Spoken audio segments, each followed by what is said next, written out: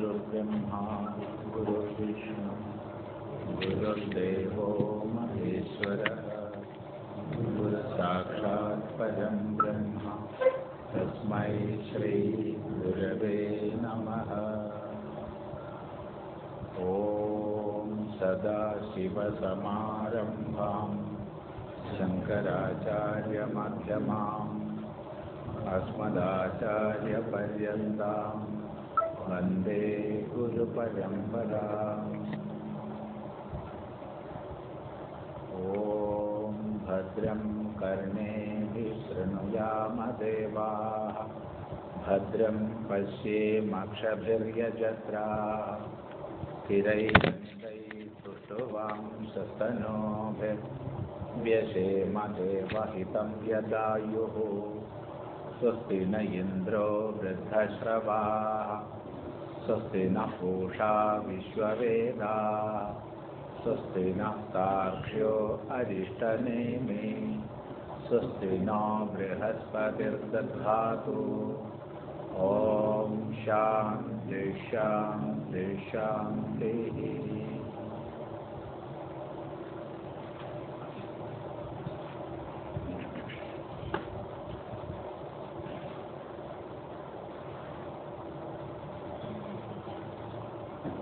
നമ്മൾ 2 മാസത്തിലേറെയായി ഈ പ്രശ്നോപനിഷത്ത് പഠനം പ്രശ്നത്തിലായിട്ട്.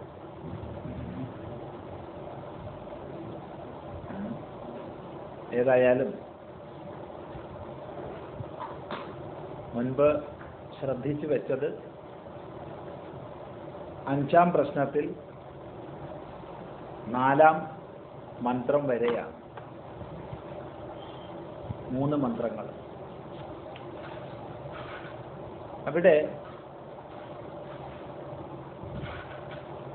മരണകാലം വരെ ഒരാൾ ഓംകാരത്തെ അഭിധ്യാനിക്കുന്നുവെങ്കിൽ ഏത് ലോകത്തെ അയാൾ ജയിക്കും? ഇതായിരുന്നു സത്യകാമൻ മുന്നോട്ട് വെച്ച പ്രശ്നം.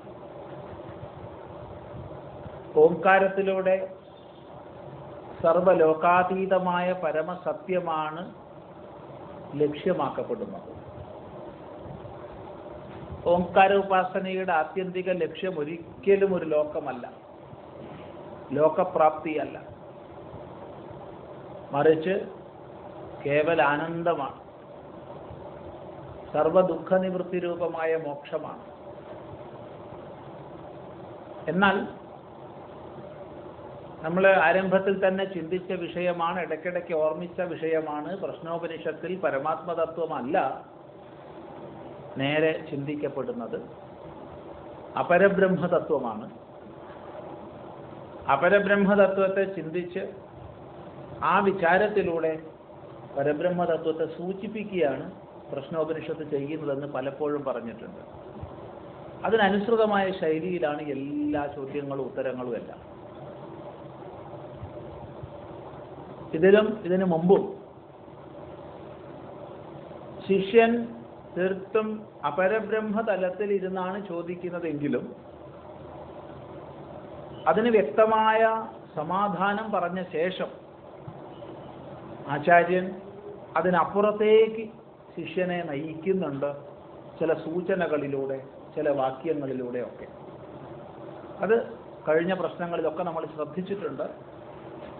ഈ പ്രശ്നത്തിലും ഇതിനപ്പുറത്ത് വരാൻ പോകുന്ന പ്രശ്നത്തിലൊക്കെ അത് വളരെ സുവ്യക്തമാണ്. അതായത് അപരബ്രഹ്മ വിഷയകമായിട്ടാണ് പ്രശ്നം ഉന്നയിക്കപ്പെടുന്നതെങ്കിലും അതിനാണ് വ്യക്തമായി സമാധാനം പറയപ്പെടുന്നതെങ്കിലും അനന്തരം അതിനപ്പുറത്തേക്കുള്ള പരമാത്മാ വിഷയത്തിലേക്ക് സാധകന്റെ ശ്രദ്ധയെ ആചാര്യൻ ആകർഷിക്കുന്നുണ്ട്. ഏതായാലും കഥമം ഭാവാസ തേന ലോകം ജയതി എന്നാണ് ചോദിച്ചത്. അതുകൊണ്ട് ഏത് ലോകത്തെ പ്രാപിക്കുന്നു എന്നുള്ള വർണ്ണനയാണ് ഉത്തരത്തിൽ ചെയ്യുന്നത്. നമ്മൾ പഠിച്ച മന്ത്രത്തിൽ ഓംകാരത്തിൻ്റെ ഏകമാത്രമായിരിക്കുന്ന അർത്ഥം മാത്രം മനസ്സിലാക്കി, അതായത് അകാരത്താൽ ഉദ്ദേശിക്കപ്പെടുന്ന അർത്ഥത്തെ മാത്രം മനസ്സിലാക്കി, അതിനെ മാത്രം ഉള്ളിൽ വെച്ചുകൊണ്ട് ഓംകാരത്തെ ഒരാൾ ധ്യാനിക്കുന്നു. ഈ പറഞ്ഞതിന് ഓംകാരത്തിന്റെ പ്രഥമ മാത്രയായ ആന്ന് ഉച്ചരിക്കുന്നുവെന്നോ ആ എന്നതിനെ ധ്യാനിക്കുന്നു അർത്ഥം പറയരുത്. ഓം എന്ന് തന്നെയാണ് അയാൾ ഉപാസിക്കുന്നത്. പക്ഷേ ആ ഓം എന്നുള്ളതിന്റെ അർത്ഥമായിട്ട് അയാൾ മനസ്സിലാക്കുന്നത് അകാരാർത്ഥം മാത്രമാണ്. അതിനപ്പുറത്തുള്ള അർത്ഥതലങ്ങളിലേക്ക് അയാൾ ഉയർന്നിട്ടില്ല. അപ്പൊ അകാരത്താൽ ഉദ്ദേശിക്കപ്പെടുന്ന അർത്ഥങ്ങളെ മാത്രം അനുസന്ധാനം ചെയ്തുകൊണ്ട് ഒരാൾ ഓംകാരത്തെ ധ്യാനിക്കുകയാണെങ്കിൽ അയാൾ ഈ ലോകത്തെ പ്രാപിക്കും, മനുഷ്യലോകത്തെ തന്നെ പ്രാപിക്കും.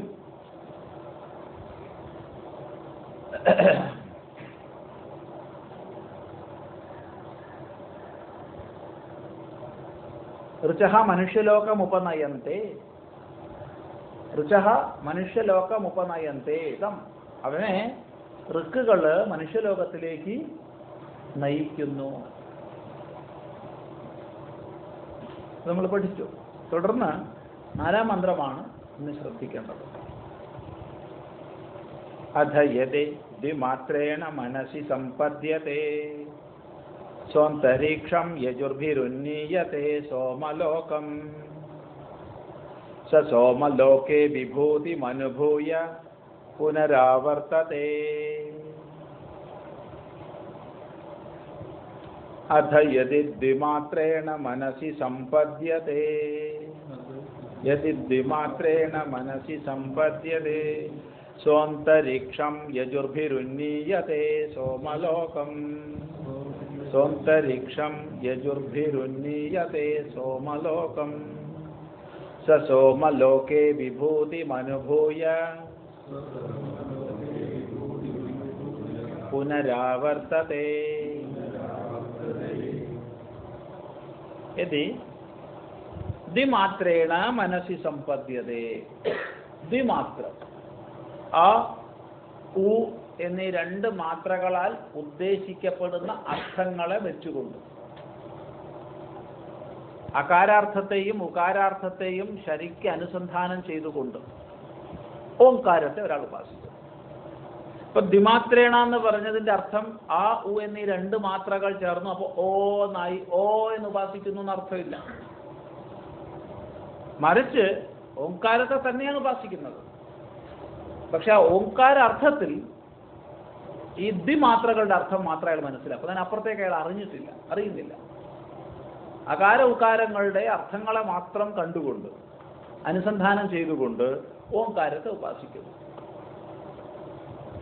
അങ്ങനെയാണെങ്കിൽ മനസ്സി സമ്പദ്യതേ, മനസ്സിൽ അയാൾ അപ്രകാരം സമ്പന്നമാകുന്നു. അന്തരീക്ഷം യജുർഭിഹി ഉന്നീയതേ സോമലോകം, യജുർഭിഹി സോമലോകം ഉന്നീയതേ, യജുസ്സുകളെ കൊണ്ട് സോമലോകത്തിലേക്ക് ഉന്നയിക്കപ്പെടുന്നു. അകാരാർത്ഥം മാത്രം മനസ്സിലാക്കുന്ന ആളെ സംബന്ധിച്ച് അകാരത്തിന്റെ അർത്ഥം ഋഗ്വേദമായതുകൊണ്ട് ഋക്കുകളാൽ മനുഷ്യലോകത്തിലേക്ക് ഉപനയിക്കപ്പെടുന്നു എന്ന് നേരത്തെ പറഞ്ഞു. ഇപ്പൊ പറയാണ് ദ്വിമാത്രമായതിനെ അറിഞ്ഞുപാസിക്കുന്നുവെങ്കിൽ കുറെ കൂടി സൂക്ഷ്മമായി അയാൾ യജുസ്സുകളാൽ സോമലോകത്തിലേക്ക് ഉന്നയിക്കപ്പെടുന്നു.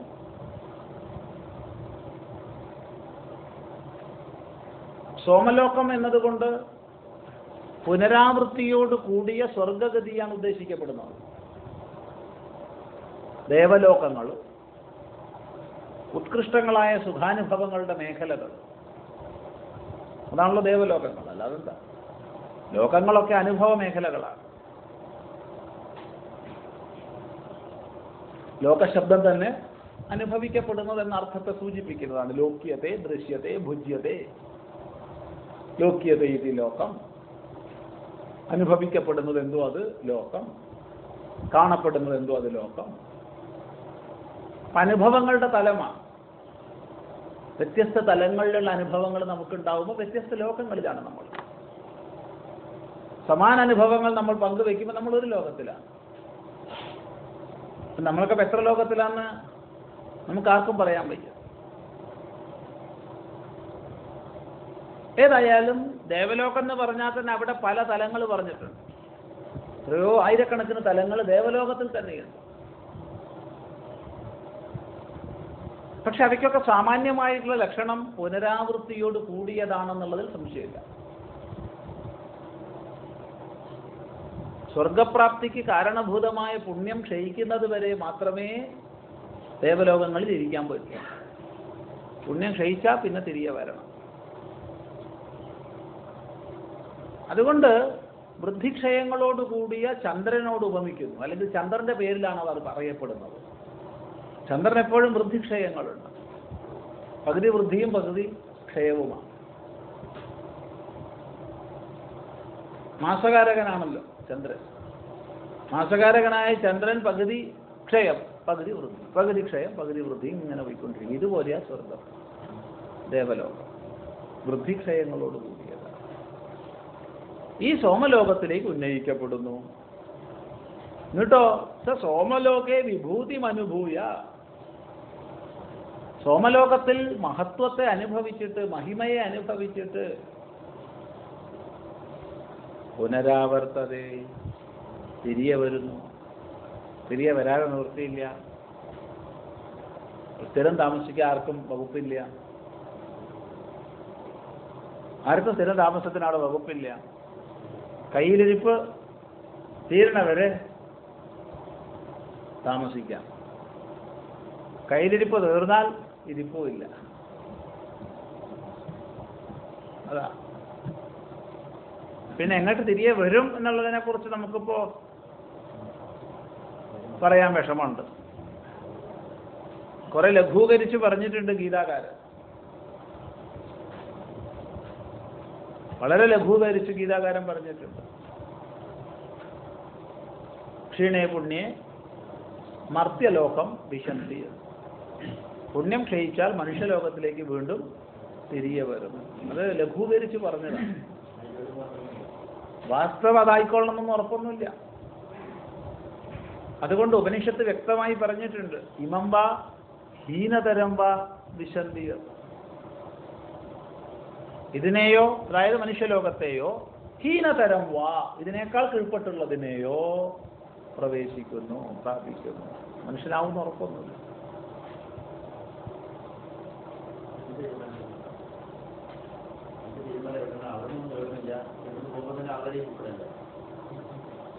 സമ്പാദിക്കുന്നില്ലെങ്കിലും ചെലവാക്കുന്നുണ്ടല്ലോ. കൊണ്ടുപോയതേ ചെലവാക്കുന്നുള്ളൂ. ഈ ചെലവാക്കുമ്പോ ഈ ഓവർ ഡ്രാഫ്റ്റ് ഫെസിലിറ്റി ഉണ്ടല്ലോ, പലപ്പോഴും നമ്മൾ കടക്കാരാകും. ശരിയായ സാമ്പത്തിക ക്രമീകരണം, ഫിസ്ക്കൽ മാനേജ്മെന്റ് ശരിയായ രീതിയിലല്ലെങ്കിൽ കടക്കാരാവും. കടക്കാരാക്കാൻ തന്നെയുള്ള പദ്ധതിയൊക്കെ ഇപ്പോൾ ഒന്നുമില്ല. ഇപ്പോൾ ബാങ്കുകാരൊക്കെ പിൻവലിഞ്ഞു വരുന്നത്. കുറച്ച് കൊല്ലങ്ങൾക്ക് മുമ്പ് ക്രെഡിറ്റ് കാർഡ് വേണ്ടേ, ക്രെഡിറ്റ് കാർഡ് വേണ്ടേ, ക്രെഡിറ്റ് കാർഡ് വേണ്ടേ എന്ന് ചോദിച്ചിട്ട് ആൾക്കാരുടെ അടുത്തേക്ക് നടക്കുമായിരുന്നു. ഇപ്പോൾ അതൊക്കെ പോയി. പാഠങ്ങളെ പഠിച്ചു, കുറേ തിരുത്തലുകൾ വരുത്തി പോളിസിയിലൊക്കെ. ഓർക്കുന്നില്ല, ഒരു 10 വർഷം മുമ്പൊക്കെ ക്രെഡിറ്റ് കാർഡ് വേണ്ടേന്ന് ചോദിച്ചിട്ട് ഇങ്ങോട്ട് വരിക. ഇപ്പോൾ കിട്ടില്ല. അപ്പോൾ കിട്ടുന്നവരെ മേടിച്ച് വെച്ച് കുറേ പേര് കടക്കാരായിട്ടുണ്ട്. തിരിച്ചടയ്ക്കാതൊക്കെ വരുമ്പം പിന്നെ നിവൃത്തിയില്ല. അപ്പോൾ ഈ ഒരു ഫെസിലിറ്റി കിട്ടിക്കഴിഞ്ഞാൽ അത് അങ്ങനെയൊക്കെ സംഭവിക്കും. അവിടെ ഉപഭോഗിക്കാൻ ചാൻസ് ഉണ്ട്, പക്ഷേ ഉത്പാദിപ്പിക്കാൻ ചാൻസ് ഇല്ല. നമ്മളെ മലയാളികളുടെ കാർഷിക കടം പോലെയാണ്, കേരളക്കാരുടെ കാർഷിക കടം പോലെയാണ്. മറ്റു പ്രദേശങ്ങളിൽ കാർഷിക കടം വാങ്ങിയാൽ കൃഷി ഇറക്കും, സുഖമായിട്ട് തിരിച്ചടയ്ക്കാൻ പറ്റും. നമ്മൾ കാർഷിക കടം മേടിച്ച് കാറ് മേടിക്കും, അല്ലെങ്കിൽ വീട് പെയിന്റ് ചെയ്യും, അല്ലെങ്കിൽ ഫ്രിഡ്ജ് മേടിക്കും. അങ്ങനെ ഉപഭോഗം മാത്രം, ഉത്പാദനം അല്ലാത്തതിന് ഉപയോഗിക്കും. തിരിച്ചടയ്ക്കാൻ പറ്റൂല, കടക്കണിപ്പെടും. ഇത് തന്നെയാണ് സ്വർഗത്ത് പോയാലുള്ള സ്ഥിതി. അവിടെ ഉത്പാദനം ഇല്ല, ഉപഭോഗമേ ഉള്ളൂ. അപ്പം എന്ത് വരും? അധികം മേടിച്ച് പോയിട്ടുണ്ടെങ്കിൽ പിന്നെ മനുഷ്യനാവാൻ യോഗ്യതയില്ല. പുണ്യപാപാദി സംസ്കാരങ്ങളുടെ സമത നിലനിന്നാൽ മാത്രമേ മനുഷ്യനാവാൻ അധികാരമുള്ളൂ. അതുകൊണ്ടാണ് ഉപനിഷത്ത് ഇമം വാ ഹീനതരം വാ ഇതിനെയോ ഇതിനേക്കാൾ കീഴ്പ്പെട്ടുള്ളതിനെയോ വിശന്തി പ്രവേശിക്കുന്നു, പ്രാപിക്കുന്നു എന്ന്.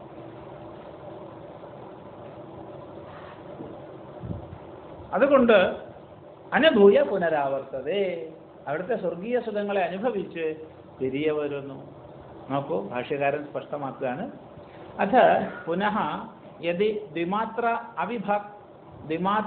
വിഭാഗജ്ഞഃ ദ്വിമാത്രേണ വിശിഷ്ടം ഓംകാരം അഭിധ്യായീത സ്വപ്നാത്മകേ മനസി മനനീയേ യജുർമയേ സോമദൈവത്യേ സമ്പദ്യത്തെ ഏകാഗ്രതയാ ആത്മഭാവം ഗച്ഛതി സ ഏവം സമ്പന്നഃ മൃതഃ അന്തരീക്ഷം അന്തരീക്ഷാധാരം ദ്വിതീയമാത്രാരൂപൈഃ ഏവ യജുർഭിഃ ഉന്നീയത്തെ സോമലോകം സൗമ്യം ജന്മ പ്രാപയന്തി തം യജൂംഷീത്യർത്ഥഃ. സ തത്ര വിഭൂതിമനുഭൂയ സോമലോകേ മനുഷ്യലോകം പ്രതി പുനരാവർത്തതേ. ഇനി ദ്വിമാത്ര വിഭാഗജ്ഞനായാൽ ആ ഉ എന്നീ രണ്ട് മാത്രകളുടെ അർത്ഥങ്ങളെ ശരിക്കും മനസ്സിലാക്കി ആ രണ്ട് മാത്രകളാൽ ഓങ്കാരത്തെ ധ്യാനിക്കുന്നുവെങ്കിൽ, അതായത് രണ്ട് മാത്രകളാൽ ഉദ്ദേശിക്കപ്പെടുന്ന അർത്ഥത്തെ മാത്രം മനസ്സിൽ വെച്ചുകൊണ്ട്, അതിനപ്പുറത്തൊക്കെ അർത്ഥതലമുണ്ട്, അതിനപ്പുറത്ത് ഒരുപാട് അർത്ഥതലങ്ങളുണ്ട്, പക്ഷെ അത്ര കണ്ടെത്തിയിട്ടില്ല. പക്ഷെ രണ്ട് മാത്രകളുടെ അർത്ഥം ശരിക്കും ധരിച്ചിട്ടുമുണ്ട്. അങ്ങനെ ഓങ്കാരത്തെ അഭിധ്യാനിക്കുന്നുവെങ്കിൽ സ്വപ്നാത്മകമായ മനസ്സിൽ എന്താത് യജുർമയമായ സോമലോകത്തിൽ, ദേവലോകത്തിൽ, അതൊരു മാനസിക തലമാണ്. ഈ അനുഭവങ്ങളൊക്കെ, ലോകങ്ങളൊക്കെ മാനസികമാണ്, അല്ലേ? ആർക്കെങ്കിലും അഭിപ്രായ വ്യത്യാസം ഉണ്ടത്? ലോകങ്ങളൊക്കെ മാനസികങ്ങളാണ്, മനസ്സിന്റെ അനുഭവ തലങ്ങളാണ്.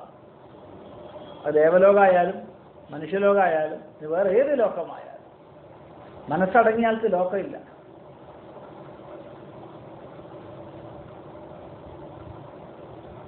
ചിന്തിക്കുക, ലോകത്തെ സൃഷ്ടിക്കുന്നത് നമ്മുടെ മനസ്സ് തന്നെയാണ്.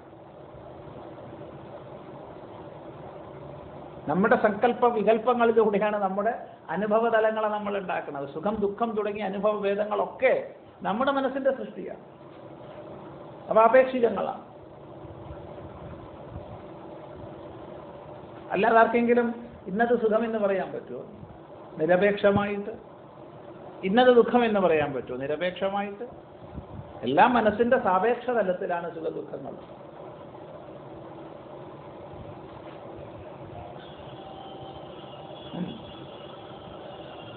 അപ്പൊ സ്വപ്നാത്മകമായ മനസ്സിൽ സമ്പദ്യതയെ സോമദേവത്യെ സോമൻ ചന്ദ്രൻ ദേവതയായിരിക്കുന്ന ലോകത്തിൽ പ്രാപിക്കുന്നു. ആത്മഭാവം ഗച്ഛതി. ഏവം സമ്പന്നഃ, ഇങ്ങനെ ദ്വിമാത്രേണ ദേവലോകത്തിൽ സമ്പന്നനായവൻ അന്തരീക്ഷാധാരം ദ്വിമാത്രാരൂപം ദ്വിതീയമാത്രാരൂപൈഃ ഏവ യജുർഭിഃ ഉന്നീയതേ. ദ്വിമാത്രയാൽ അർത്ഥമാക്കപ്പെടുന്ന ദേവലോകത്തിൽ, സോമലോകത്തിൽ ദ്വിമാത്രാരൂപങ്ങളായ യജുസ്സുകളെ കൊണ്ട്, പ്രഥമ മാത്ര ഋക്കുകളായിരുന്നു. അകാരോ വൈ ഋക്ക്, അകാരം ഋക്കാണ്. ആ അധികം ഉ യജുസ്സാണ്. അപ്പൊ ഉ എന്നതിൽ ലയിച്ചു ആ, ഉ എന്നതിൽ ആ ലയിച്ചപ്പോൾ അത് ഓന്നായി. പക്ഷെ ദ്വിമാത്രമാണ്, ഉ ആണത്, മായിട്ടില്ല, അത് ത്രിമാത്രമാണ്.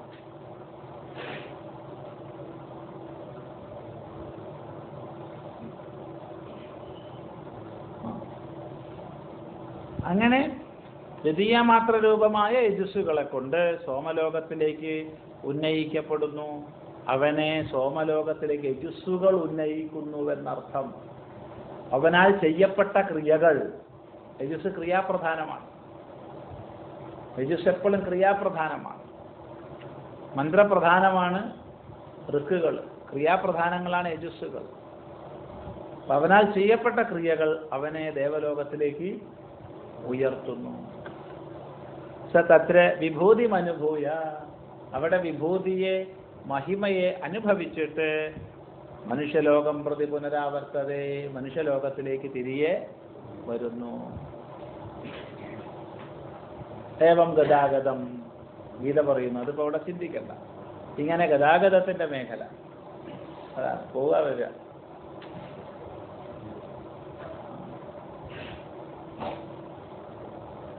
ഇനിയോ, ഇനി ഇതിനുപരി മൂന്ന് മാത്രമായാലും ഓങ്കാരം പൂർണ്ണാവണില്ല കേട്ടോ.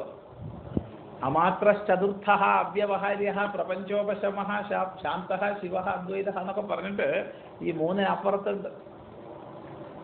അപ്പോഴേ ഓങ്കാരം പൂർണ്ണാവും. അപ്പോൾ ത്രിമാത്ര ആയതുകൊണ്ട് ഓങ്കാരം പൂർണ്ണമായി എന്നാരും വിചാരിക്കരുത്. കാരണം നമ്മൾ ആ അധികം ഉ അധികം മു സമം ഓ എന്ന് പഠിച്ചു വെച്ചിട്ടുണ്ട്. ശരിയാണ്. പക്ഷെ അതുകൊണ്ട് മാത്രം പ്രണവാർത്ഥം പൂർണ്ണാവില്ല. പ്രണവാർത്ഥം പൂർണ്ണമാകണമെങ്കിൽ മൂന്ന് മാത്രകൾക്കുപരിയുള്ള അമാത്ര സ്വരൂപം എന്താന്നുള്ളത് വിചാരം ചെയ്യണം. ശരി, അതുകൊണ്ട് പറയാണ് യഃ പുനരേതം ത്രിമാത്രേണോമിത്യേതേനൈവ അക്ഷരേണ പരം പുരുഷമഭിധ്യായീത സ തേജസി സൂര്യേ സമ്പന്നഃ യഥാ പാദോദരസ്ത്വചാ വിനിർമുച്യതേ ഏവം ഹ വൈ സ പാപ്മനാ വിനിർമുക്തഃ സ സാമഭിരുന്നീയത്തെ ബ്രഹ്മലോകം സ ഏതസ്മാത് ജീവഘനാത് പരാത് പരം പുരുഷയം പുരുഷമീക്ഷത്തെ തദേതൗ ശ്ലോകൗ ഭവതഃ.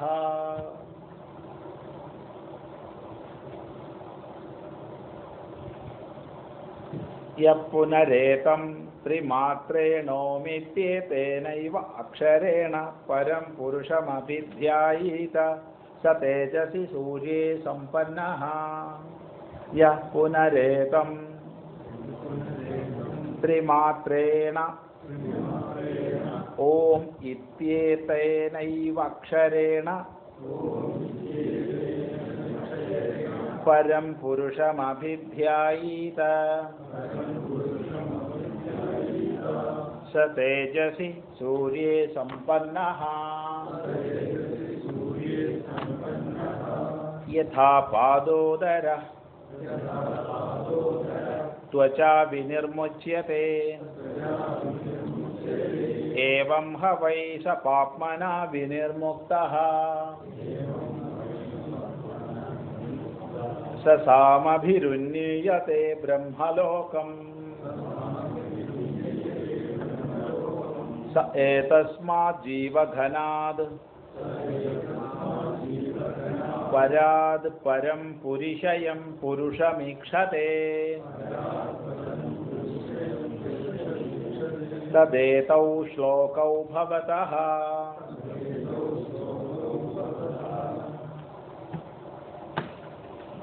യഹ യാതൊരാളാണോ ഏതം ഇതിനെ ത്രിമാത്രേണ മൂന്ന് മാത്രകളുടെ അർത്ഥത്തോടുകൂടി ഓം ഇത്യേതേന ഏവ അക്ഷരേണ ഓം എന്നുള്ള ഈ അക്ഷരത്തെ കൊണ്ട് മൂന്ന് മാത്രമായപ്പോഴത്തെ ഓംകാരം മുഴുവനായി പൂർണ്ണമായി. ഓംകാരം അർത്ഥം പൂർണ്ണമായിട്ടില്ല, ഇനിയുണ്ട് ശേഷം. ആ ഉ മോ എന്നീ മൂന്നെണ്ണത്തിന്റെ അർത്ഥത്തെ ശരിക്കും അനുസന്ധാനം ചെയ്തുകൊണ്ട് ഒരാൾ ഓംകാരത്തെ കാണുന്നു, ഓംകാരത്തെ അഭിധ്യാനിക്കുന്നു. അങ്ങനെ പരമപുരുഷനെ ധ്യാനിച്ചാൽ സ തേജസി സൂര്യേ സമ്പന്നഃ അവൻ തേജസ്സിൽ സൂര്യനിൽ സമ്പന്നനാകുന്നു. സൂര്യന് വൃദ്ധിക്ഷയങ്ങളില്ല. വൃദ്ധിക്ഷയങ്ങളില്ലാത്ത പ്രകാശാത്മകമായ ലോകത്തിൽ അവൻ പ്രാപിക്കുന്നു, ബ്രഹ്മലോകം. അവനിനി പുനരാവൃത്തിയില്ല.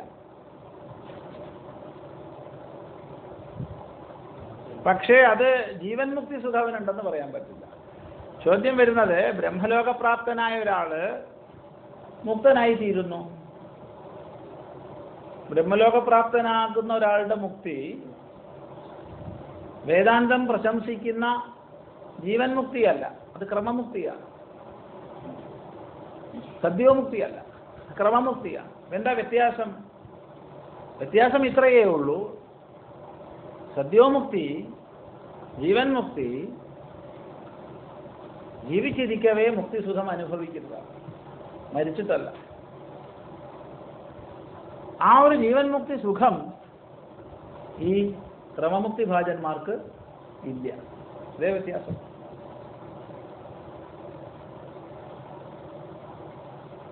അവരവിടെ മുക്തരാണ്. വേദാന്തം പ്രശംസിക്കുന്ന ജീവൻ മുക്തി ഇവിടെയും മുക്തിയാണ്, അവിടെയും മുക്തിയാണ്. ഇവിടെ അവിടെ എന്നുള്ള തരംതിരിവ് തന്നെ ഇല്ലാതായിരിക്കും. ആ വ്യത്യാസം ശരിക്കും അനുസന്ധാനം ചെയ്യേണ്ടതാണ്. ഏതായാലും പറയുന്നു, യഥാ എപ്രകാരമാണോ പാദോദര ത്വചാ വിനിർമുച്യതേ, പാദോദരം സർപ്പം ത്വചാ വിനിർമുച്യതേ, തൊലി അഴിക്കുന്നുണ്ട്, തൊലിയിൽ നിന്ന് മുക്തനാവും.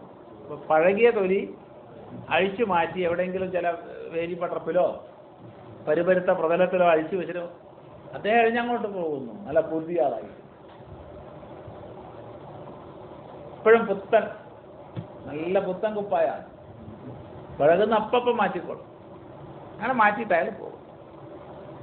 അപ്പൊ സർപ്പം എപ്രകാരമാണോ ത്വചാ വിനിർമുച്യതേ, ത്വക്കിനാൽ അല്ലെങ്കിൽ ത്വക്കിൽ നിന്ന് വിനിർമുക്തനാകുന്നത്, അതേപോലെ സഹ വൈ പാപ്മന വിനിർമുക്ത, പാപങ്ങളിൽ നിന്ന് മുക്തനാവുന്നു. ഈ ജന്മത്തിലും മുജ്ജന്മങ്ങളിലും ചെയ്ത സകല പാപങ്ങളിൽ നിന്നും അയാൾ മുക്തനാവുന്നു. അങ്ങനെ മുക്തനായി കഴിഞ്ഞാൽ സാമഭിഹി ഉന്നയതേ ബ്രഹ്മലോകം, സാമങ്ങളെ കൊണ്ട് ബ്രഹ്മലോകത്തിലേക്ക് ഉന്നയിക്കപ്പെടുന്നു. അപ്പോൾ ഇവിടെ സാമം എന്ന് പറയുമ്പോഴത്തേക്ക് അല്ല, മറ്റു രണ്ടും അന്തർഭവിച്ചു എന്ന് മനസ്സിലാക്കണം. മ എന്നുള്ളതിൽ ആയും ഓയും അന്തർഭവിച്ചു, അപ്പോഴല്ല ഓം നായത്. അപ്പൊ മുൻപുള്ള അർത്ഥങ്ങൾ പിൻപ് പറയുന്നതിൽ അന്തർഭവിക്കുന്നുണ്ടെന്ന് മനസ്സിലാക്കണം. അങ്ങനെ സാമങ്ങളാൽ ബ്രഹ്മലോകത്തിലേക്ക് ഉന്നയിക്കപ്പെടുന്നു. ഇത്രയേ ഉള്ളൂ ചോദിച്ചതിന് മറുപടി. ചോദിച്ചതിന് മറുപടി ഇത്രയേ ഉള്ളൂ. പക്ഷെ ചോദിച്ചതിന് മറുപടി മാത്രം പറഞ്ഞാൽ മതി. ഗുരു വേണോ? ഗുരു ചോദിച്ചതിന് ശിഷ്യൻ മറുപടി പറയും, അതിനപ്പുറം ഇപ്പുറം പറയുന്നില്ല, പറയരുത്. പക്ഷെ ശിഷ്യൻ ചോദിച്ചതിന് മാത്രം പറയുന്നതിന് ഗുരുവിന്റെ ആവശ്യം അവിടെ ഇല്ല. ഗുരു ശിഷ്യനോട് ചോദിച്ചതിന് മാത്രം മറുപടി പറയുന്നു, അതിന്റെ അപ്പുറം ഇപ്പുറം പറയുന്നില്ല, പറയരുത്. അതാണ് സമ്പ്രദായം. പക്ഷെ ശിഷ്യൻ ഗുരുവോട് ചോദിച്ചാൽ ഗുരു ചോദിച്ചത് മാത്രമേ പറയുന്നുള്ളൂ. പിന്നെ ഗുരു അപ്പൊ അതുകൊണ്ട് ശിഷ്യൻ ഇപ്പോൾ മനസ്സിലാക്കാത്ത അല്ലെങ്കിൽ ചിന്തിക്കാത്തതും അതിനപ്പുറത്തുള്ളതുമായ മേഖലകളിലേക്ക് ശിഷ്യന്റെ പ്രജ്ഞയെ ഉയർത്തേണ്ടത് ഗുരുവിന്റെ കർത്തവ്യമാണ്. അതുകൊണ്ട് ചോദിച്ചത് മറുപടി നൽകി മാത്രം ഗുരു ഉപസംഹരിക്കില്ല, അപ്പുറത്തേക്ക് പറയും. ആ അപ്പുറത്തേക്കുള്ള പറച്ചിലാണിത്. സഹ അവനുണ്ടല്ലോ, അവൻ ഏതസ്മാത് ജീവഘനാത് പരാത്, ഈ ജീവഘനനായ പരനേക്കാൾ, ജീവഘനനായ പരൻ സമസ്ത ജീവരാശികളുടെയും സമഷ്ടിഭാവം, അതാണ് ജീവഘനൻ. പരൻ ബ്രഹ്മാവ്, ബ്രഹ്മലോകത്തിന്റെ അധിപതിയായിട്ടുള്ള ബ്രഹ്മാവ് ഏത് സൂക്ഷ്മ രൂപത്തിൽ ഹിരണ്യഗർഭൻ എന്ന് പറഞ്ഞോളൂ, വിരോധമില്ല.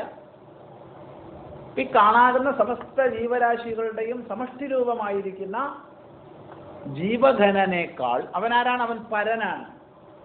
സാമാന്യ ജീവ തലങ്ങളെ വെച്ച് നോക്കിക്കഴിഞ്ഞാൽ പരനാണ്. ആ പരനേക്കാൾ പരമായതിനെ, പരാത്പരം, പരനേക്കാൾ പരമായതിനെ, അതെന്ത്? അത് ശിഷ്യൻ ചോദിച്ചതല്ല, അത് പ്രശ്നോപനിഷത്തിൽ ചർച്ച ചെയ്ത അപരബ്രഹ്മ വിഷയമല്ല, അത് പരബ്രഹ്മ വിഷയമാണ്. അങ്ങനെയുള്ള പുരുഷം പൂർണ്ണനെ ഈക്ഷതേ ദർശിക്കുന്നു. തദേതൗ ശ്ലോകൗ ഭവതഃ, ഈ അർത്ഥത്തിൽ സംഹിതയിൽ 2 ശ്ലോകങ്ങളുണ്ട്. ഉപനിഷത്ത് ഇത് നമ്മൾ പഠിച്ചിട്ടുണ്ട്. ഈ പ്രശ്നോപനിഷത്ത് ബ്രാഹ്മണ ഭാഗമാണെന്ന്. അഥർവവേദത്തിന്റെ പിപ്പലാദ ശാഖയുടെ ബ്രാഹ്മണത്തിൽ അന്തർഭവിച്ചതാണ് ഈ ഭാഗം, ഈ പ്രശ്നോപനിഷത്ത്. അപ്പൊ ബ്രാഹ്മണമാകുന്ന ഇതിൽ ആശയങ്ങൾ പറയുമ്പോൾ അതിനെ സമർത്ഥിക്കാൻ വേണ്ടി ഇത് സംഹിതയിൽ പറഞ്ഞിട്ടുണ്ടെന്ന് പറയാറുണ്ട്. അതാണ് ഓരോ പ്രശ്നത്തിന്റെ ഒടുവിൽ പറഞ്ഞിട്ടുണ്ട്, സംഹിതയിൽ പറഞ്ഞിട്ടുണ്ട്. ഇവിടെയും പറയാണ് ഈ വിഷയം 2 മന്ത്രങ്ങളിലൂടെ സംഹിതയിൽ പ്രതിപാദിക്കപ്പെട്ടിട്ടുണ്ട്. ഈ പറഞ്ഞ അത്രയും ഇതിന്റെ സാരം. 5-ാം പ്രശ്നം. 5-ാം പ്രശ്നത്തിൽ 4 മന്ത്രങ്ങളിലൂടെ പറഞ്ഞ 5 മന്ത്രങ്ങളിലൂടെ പറഞ്ഞ ആശയം മുഴുവൻ സംഗ്രഹിച്ച് 2 മന്ത്രങ്ങളിൽ സംഹിത പറഞ്ഞിട്ടുണ്ട് എന്ന് ഉദ്ധരിക്കുകയാണ്. എന്താ 2 മന്ത്രങ്ങൾ നമുക്ക് പഠിക്കാം. അതിനു മുമ്പ് ഇതിന്റെ ഭാഷ്യം നോക്കൂ. യ പുനരേതം ഓംകാരം ത്രിമാത്രേണ ത്രിമാത്രാ വിഷയ വിജ്ഞാന വിശിഷ്ടേന ഓം ഇത്യേതേന ഏവ അക്ഷരേണ പരം സൂര്യാന്തർഗതം പുരുഷം പ്രതീകേന അഭിധ്യായീത തേന അഭിധ്യാനേന പ്രതീകത്വേന യാലംബനത്വം പ്രകൃതം ഓംകാരസ്യ പരം ച അപരം ച ബ്രഹ്മ ഇതി അഭേദശ്രുതേഃ ഓംകാരമിതി ച ദ്വിതീയ അനേകശഃ ശ്രുത ബാധ്യേത അന്യഥാ യദ്യപി തൃതീയ അഭിധ്യാനത്വേന കരണത്വം ഉപപദ്യത്തെ തഥാപി പ്രകൃത അനുരോധാത് ത്രിമാത്രം പരം പുരുഷമിതി ദ്വിതീയ ഏവ പരിണേയ ത്യജേദേകം കുലസ്യാർത്ഥേ ഇതി ന്യായേന സ തൃതീയ മാത്രാരൂപഃ തേജസി സൂര്യെ സമ്പന്നഃ ഭവതി ധ്യായമാനഃ മൃതഃ അപി സൂര്യാത് സോമലോകാദിവത് ന പുനരാവർത്തതേ കിന്തു സൂര്യെ സമ്പന്നമാത്രഃ ഏവ ഭവതി. ഇനി യാതൊരാളാണോ ത്രിമാത്രമായിരിക്കുന്ന ഭാവത്തിൽ ത്രിമാത്ര വിഷയ വിജ്ഞാന വിശിഷ്ടമായിരിക്കുന്ന ഭാവത്തിൽ എന്ന് വെച്ചാൽ എന്താർത്ഥം? അകാര ഉകാര മകാരങ്ങളുടെ അർത്ഥങ്ങളെ മനസ്സിൽ കണ്ടുകൊണ്ട് ഈ 3 അർത്ഥങ്ങൾ അതിനപ്പുറത്തേക്ക് ചിന്തിച്ചില്ല. ഈ 3 അർത്ഥങ്ങളെയും കണ്ടുകൊണ്ട് ഓംകാരത്തെ ഉപാസിക്കുന്നു, ധ്യാനിക്കുന്നു. ഓം എന്നുള്ള ഒരക്ഷരം കൊണ്ട് പരമപുരുഷനെ ധ്യാനിക്കുന്നുവെങ്കിൽ, പരം സൂര്യാന്തർഗതം പുരുഷം, സൂര്യമണ്ഡലസ്ഥനായ പുരുഷനെ ധ്യാനിക്കുന്നുവെങ്കിൽ, ഇത് പലപ്പോഴും നമ്മൾ ചിന്തിച്ച വിഷയമാണ്. സമഷ്ടിയിൽ സൂര്യാന്തർഗതനായിട്ട് ഈശ്വരനെ, പുരുഷനെ, സമഷ്ടി പ്രാണനെ ധ്യാനിക്കുന്നു. വലത്തെ കണ്ണിലുള്ളതായിട്ട് ജീവഗതമായിരിക്കുന്ന ആത്മഭാവത്തെ ധ്യാനിക്കുന്നു എന്നുള്ളത് പലപ്പോഴും നമ്മൾ ചിന്തിച്ചിട്ടുണ്ട്. അങ്ങനെ പരമപുരുഷനെ ധ്യാനിക്കുന്നുവെങ്കിൽ പ്രതീകമെന്ന നിലയ്ക്ക് ആലംബമാണല്ലോ ഓംകാരം. പ്രതീകമെന്ന നിലയ്ക്ക് ആലംബമാണല്ലോ ഓംകാരം. ഇതാണല്ലോ പറഞ്ഞത്. പരമാത്മ പ്രതീകം എന്ന നിലയ്ക്ക് ആശ്രയിക്കത്തക്കതാണ് ഓംകാരം. അങ്ങനെയുള്ളതാണ് പ്രകൃതമായത്. ഇപ്പൊ ഇവിടെ ആരംഭിച്ചിട്ടുള്ളത് ഓംകാരസ്യ പരം ച അപരം ച ബ്രഹ്മ ഇതി അഭേദശ്രുതേഃ ഓംകാരമിതി ച ദ്വിതീയ അനേകശ ശ്രുത ബാധ്യേത. പരവും അപരവുമായ ബ്രഹ്മം എന്ന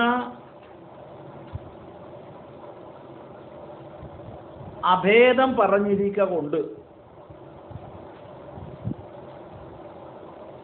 പരവും അപരവുമായ ബ്രഹ്മം എന്ന് അഭേദം പറഞ്ഞിരിക്കൊണ്ട്, എവിടെയാ പറഞ്ഞത് മറക്കരുത്. ഏതദ്വൈ സത്യകാമ പരം ച അപരം ച ബ്രഹ്മ യദോംകാരഃ കുറച്ച് നേരത്തെ പറഞ്ഞിട്ടുണ്ട് അതിന് നിർണയത്തിൽ. ഹേ സത്യകാമ, പരബ്രഹ്മവും അപരബ്രഹ്മവും ഓംകാരമാണ്. അങ്ങനെ പര അപര ബ്രഹ്മങ്ങളെ അല്ലെങ്കിൽ പരാപര ബ്രഹ്മത്തെ അഭേദമായി പറഞ്ഞിരിക്കൊണ്ട് അതിന് ആലംബനമാണ്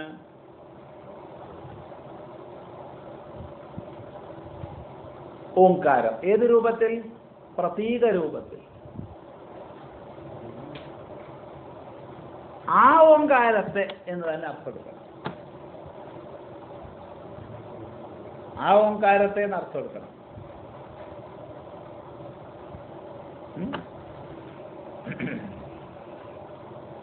തൃതീയ അഭിധ്യാനത്വേന കരണത്വം ഉപപദ്യത്തെ യദ്യപി തഥാപി പ്രകൃത അനുരോധാത് ത്രിമാത്രാം പരം പുരുഷമിതി ദ്വിതീയ ഏവ പരിണേയ. അപ്പോൾ ഓംകാരമാകുന്ന ആലംബം കൊണ്ട് പരമപുരുഷനെ ധ്യാനിക്കുന്നു എന്നുള്ളത് തന്നെ എടുക്കണം. എന്താ ഇങ്ങനെ പറഞ്ഞത്? ഇത് വ്യാകരണപരമായി ശ്രദ്ധിക്കുന്നവർ ശ്രദ്ധിക്കുക, അല്ലാത്തവർ തൽക്കാലം ശ്രദ്ധിച്ചിട്ട് പ്രയോജനമില്ല. ഇവിടെ ത്രിമാത്രേണ ഓം ഇത്യേതേന അക്ഷരേണ എന്നുള്ളത് തൃതീയ വിഭക്തി പറഞ്ഞിരിക്കുന്നതുമായി ബന്ധപ്പെടുത്തി ഓംകാരത്തിന് അവിടെ കരണത്വം വരുന്നില്ല. കരണാർത്ഥത്തിൽ തൃതീയ വരുന്നില്ല. കഴിഞ്ഞ 2 ചോദ്യത്തിന് മറുപടി ദ്വിതീയയിലായിരുന്നു പറഞ്ഞത് തം തം എന്നുള്ളത്. ആ തം എന്ന് ആരെക്കൊണ്ട് പറഞ്ഞോ ആ പരമപുരുഷനെ തന്നെയാണ് ഇവിടെയും അർത്ഥമാക്കുന്നത്. അതിനുള്ള പ്രതീകം മാത്രമായിട്ടാണ് ഓംകാരത്തെ സ്വീകരിക്കുന്നത്. അല്ലാതെ പരമപുരുഷ പ്രാപ്തിക്ക് കരണത്വമല്ല ഓംകാരത്തിലുള്ളത്, മറിച്ച് പ്രതീകത്വമാണുള്ളത്. അതുകൊണ്ട് പരമപുരുഷനെ എന്ന് ദ്വിതീയ തന്നെ എടുക്കണം, തൃതീയ എടുക്കരുത്. അപ്പൊ ചോദ്യം വരികയാണ്, ഇവിടെ തൃതീയയിൽ പറഞ്ഞതോ? അപ്പൊ പറയുന്നു അത് ദ്വിതീയാക്കി മാറ്റിക്കൊള്ളണം, ദ്വിതീയാർത്ഥമേ എടുക്കാവൂ. കാരണം കുലത്തിന് വേണ്ടി ഒരാളെ ഉപേക്ഷിക്കണമെന്ന് ന്യായമുണ്ട്. ഇപ്പൊ 3 വർണ്ണനുണ്ട്. അപ്പൊ അതിൽ 2 എണ്ണം ദ്വിതീയാർത്ഥം പറഞ്ഞു, 1 തൃതീയാർത്ഥം പറഞ്ഞു. ആ തൃതീയാർത്ഥത്തെ മാറ്റി ദ്വിതീയാർത്ഥമാക്കിക്കൊള്ളണം വിഭക്തിയിൽ. അതുകൊണ്ട് ഓങ്കാരമാകുന്ന ആലംബനത്തെ സ്വീകരിച്ചുകൊണ്ട് 3 അർത്ഥങ്ങളെ, ആ ഉ മ എന്നീ 3 മാത്രകളുടെ അർത്ഥങ്ങളെ മാത്രം കണ്ടുകൊണ്ട് ഓങ്കാരത്തെ ഒരാൾ പ്രായണാന്തം ഉപാസിക്കുന്നുവെങ്കിൽ അയാൾ സൂര്യേ സമ്പന്നഃ ഭവതി, സൂര്യനിൽ സമ്പന്നനാകുന്നു. ചന്ദ്രാദി ലോകം പോലെ അവൻ പുനരാവർത്തിക്കുന്നില്ല, സൂര്യനിൽ സമ്പന്നനാകുന്നു. സൂര്യൻ എന്ന് പറയുമ്പോൾ അവിടെ വൃദ്ധിക്ഷയങ്ങളില്ല, പ്രകാശ അപ്രകാശ ഭാവങ്ങളില്ല. ചന്ദ്രനിൽ പ്രകാശ അപ്രകാശ ഭാവങ്ങൾ ഉണ്ട്. ചന്ദ്രനുണ്ടോ ഇല്ലയോ എന്നുള്ളതല്ല ചോദ്യം, നമ്മുടെ ദൃഷ്ടിയിലുണ്ട്. ഇതൊക്കെ ഭൂമിയിൽ നിന്നാണല്ലോ ഇപ്പോൾ ചർച്ച ചെയ്യണത്. അപ്പോൾ ചന്ദ്രനിലിരുന്നാ ചർച്ച ചെയ്യണമെന്ന് വെച്ചാൽ ഭൂമിയെ കൊണ്ട് പറയാറ്, അതിന് വിരോധമില്ല. ഇവിടെ ഇരുന്നാ ചർച്ച ചെയ്യുന്നു. യഥാ പാദോദര സർപ്പ, എപ്രകാരമാണോ പാദോദരം സർപ്പം ത്വജാ വിനിർമുച്യതേ, ത്വക്കിനോടുകൂടി വിനിർമുക്തനാകുന്നത്. ജീർണത്വഗ് വിനിർമുക്ത സ പുനർനവ ഭവതി, അവൻ പുനർനവനായിത്തീരുന്നു. സർപ്പം പുനർനവനാകുന്നു, പുതിയവനാകുന്നു, പുതിയ കുപ്പായൊക്കെ. ഈ തുല്യ കഴിച്ചു വെച്ച് കഴിഞ്ഞാൽ അതേപോലെ പാപ്പന സർപ്പത്വസ്ഥാനീയേന അശുദ്ധി രൂപേണ വിനിർമുക്ത, അശുദ്ധികളിൽ നിന്നെല്ലാം വിനിർമുക്തനായി സാമങ്ങളെ കൊണ്ട് തൃതീയ മാത്രാരൂപൈഹി ഊർധ്വമുന്നീയതേ, സാമങ്ങളെ കൊണ്ട് ഉപരി ഉപരി ഉപരി ഉന്നയിക്കപ്പെടുന്നു. ഏതുവരെ? ബ്രഹ്മലോകം, ഹിരണ്യഗർഭസ്യ ലോകം, സത്യാഖ്യം, സത്യം എന്ന് പേരുള്ള, സത്യലോകം എന്ന് പേരുള്ള ഹിരണ്യഗർഭലോകത്തെ പ്രാപിക്കുന്നു. ഹിരണ്യഗർഭ സർവേഷാം സംസാരിണാം ജീവാനാത്മാത്മഭൂത, സർവ ജീവരാശികളുടെയും ആത്മഭൂതനാണ് ഹിരണ്യഗർഭൻ. ബ്രഹ്മാവ് സമഷ്ടിയാണ്, സർവ ജീവരാശികളുടെയും സമഷ്ടിയാണ് ബ്രഹ്മാവ്. അല്ലാതെ ബ്രഹ്മാവ് ഏതൊരു വ്യക്തിയാന്ന് നമ്മൾ വിചാരിക്കരുത്. സകല വ്യക്തിഭാവങ്ങളുടെയും കോടാനുകോടി ജീവരാശികളുടെ മുഴുവൻ സമഷ്ടി രൂപമാണ് ബ്രഹ്മാവ്. ആ ജീവഘനനേക്കാൾ സഹി അന്തരാത്മാ ലിംഗരൂപേണ സർവഭൂതാന, സർവഭൂതങ്ങളുടെയും അന്തരാത്മ ലിംഗരൂപത്തിൽ അവനാകുന്നു, സൂക്ഷ്മരൂപത്തിൽ. തസ്മാത് ജീവഘന, അവൻ ജീവഘനനാണ്.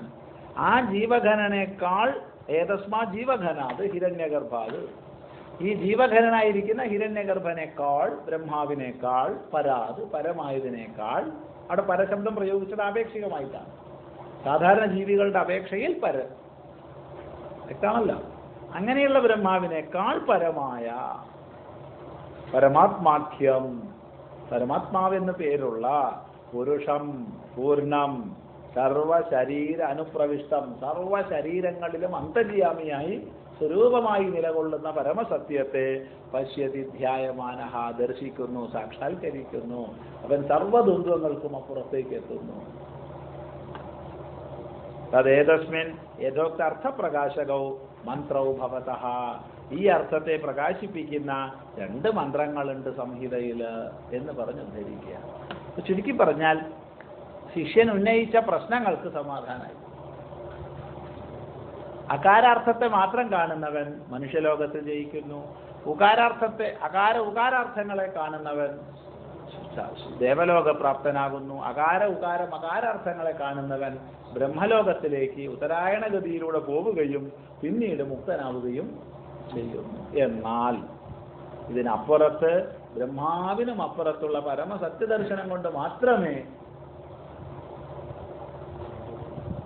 പരമമായ മുക്തിയുള്ളൂ എന്ന് സൂചിപ്പിച്ചു. ആ സൂചനയെ പിൻപറ്റി ജിജ്ഞാസ ചെയ്യേണ്ടത് ശിഷ്യന്റെ കർത്തവ്യമാണ്. അത് പ്രശ്നോപനിഷത്തിൽ വരുന്നില്ല. ഇനി ഈ പറഞ്ഞതിൻ്റെ സമർത്ഥകങ്ങളായ 2 മന്ത്രങ്ങളാണ്. അത് നമുക്ക് അടുത്ത പ്രാവശ്യം നോക്കാം. അത് തീരില്ല. 2 മന്ത്രം ഒന്നിച്ച് പഠിക്കണം. വേറെ എന്തെങ്കിലും വിഷയങ്ങളുണ്ടെങ്കിൽ ചോദിച്ചാൽ അറിയുന്നതാണെങ്കിൽ പറയാം. നമ്മൾ കുറച്ച് മാസമായി ഒത്തുകൂടിയിട്ട്.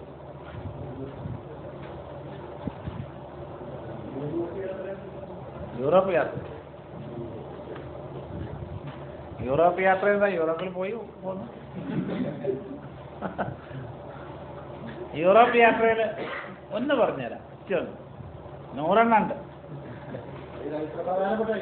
ഏറ്റവും പ്രധാനപ്പെട്ട ഒന്ന് മാത്രം. അതിൽ കൂടുതൽ ചോദിക്കരുത്. അല്ല, ഏറ്റവും പ്രധാനപ്പെട്ട ഒന്ന് മാത്രം പറഞ്ഞുതരാം. മതിയല്ല, മറ്റത് എപ്പോഴെങ്കിലും വേറെ എപ്പോഴെങ്കിലൊക്കെ പറഞ്ഞുതരാം. അല്പവും കൂട്ടുന്നില്ല, അല്പവും കുറയ്ക്കുന്നില്ല. ഉള്ളതുള്ള പോലെ. കഴിഞ്ഞ 10-ാം തീയതി ദിവസം പ്രഭാഷണങ്ങൾ ഉണ്ടായിരുന്നു. പക്ഷെ ഈ 10-ാം തീയതിത്തെ പ്രഭാഷണം ഇറ്റലിയിൽ ഫ്ലോറൻസ് എന്നുള്ള സിറ്റിയുടെ മധ്യത്തിലാണ്. അവിടെ അവർ ഉപനിഷത്താണ് വിഷയം വെച്ചത് അവർ മാണ്ഡൂക്യ ഉപനിഷത്താണ്. നമ്മളതെല്ലാം പറഞ്ഞു മാറ്റി ഉപനിഷത്താക്കി. മാണ്ഡൂക്യ ഉപനിഷത്തിനെ സംഗ്രഹിച്ച് അല്പം ചുരുക്കത്തിൽ പറഞ്ഞു കൊടുത്തു. അത്രയേ ഉള്ളൂ. അവിടെ ഏറ്റവും വലിയൊരു പ്രശ്നം പാർക്കിങ്ങിന് സ്ഥലം കിട്ടലാണ്.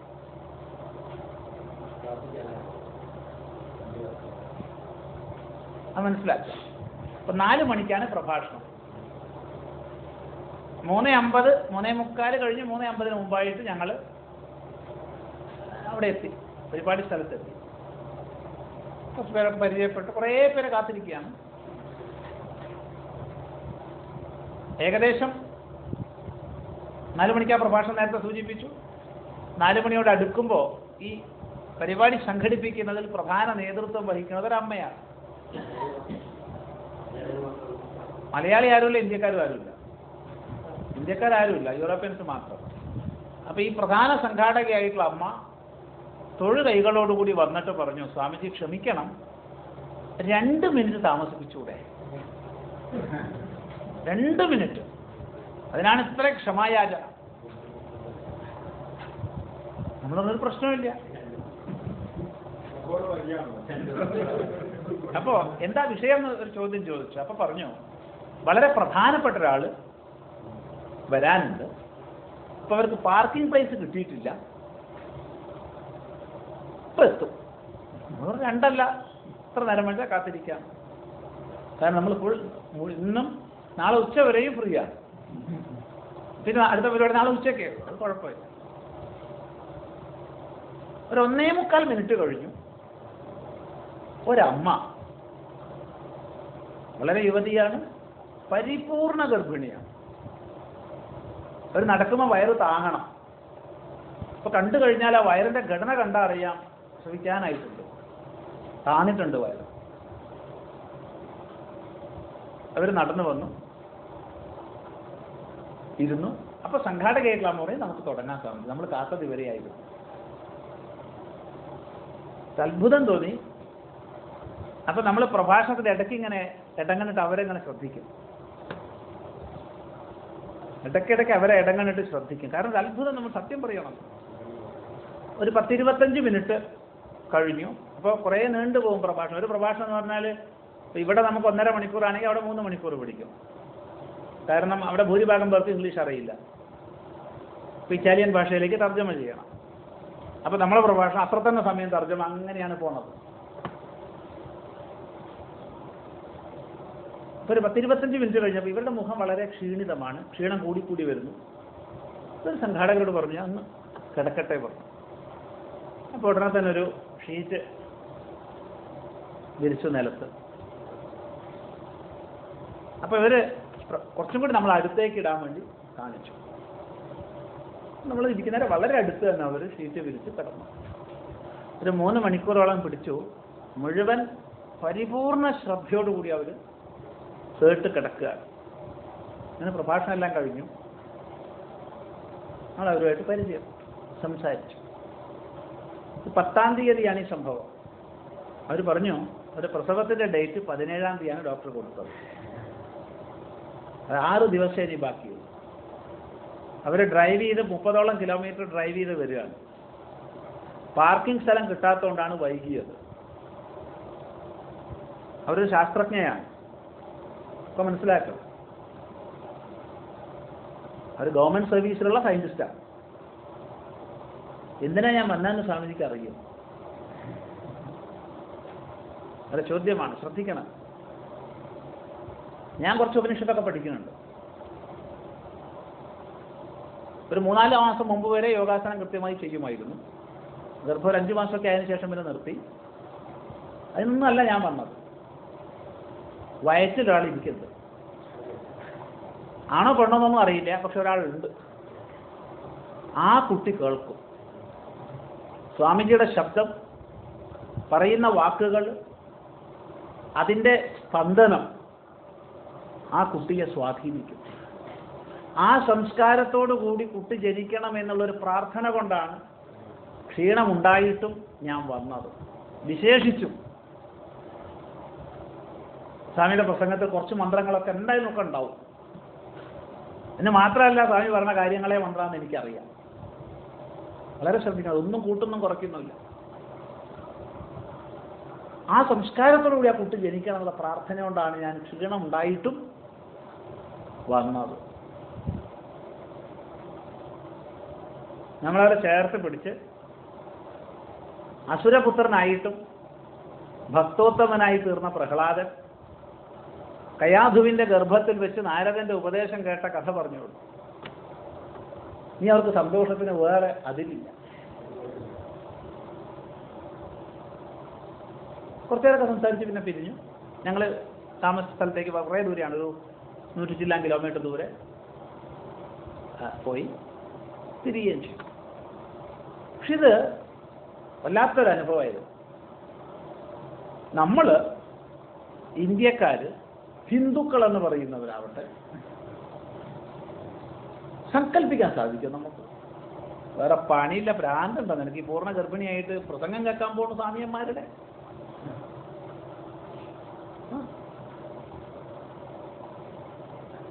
പക്ഷെ ഈ ഒരു വീക്ഷണം, ഇത് ഒറ്റപ്പെട്ട വീക്ഷണമല്ല.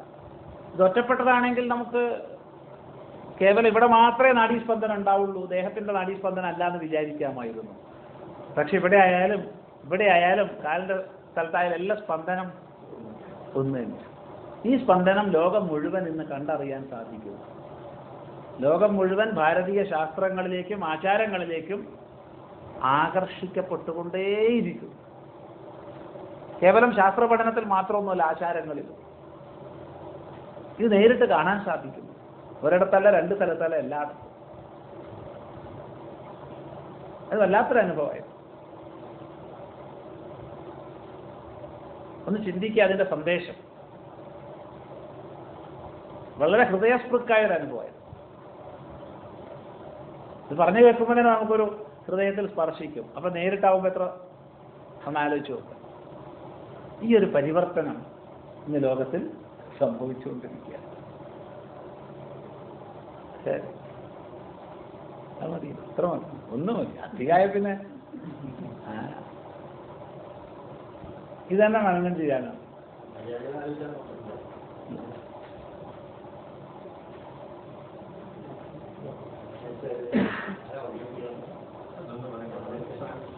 എന്താ?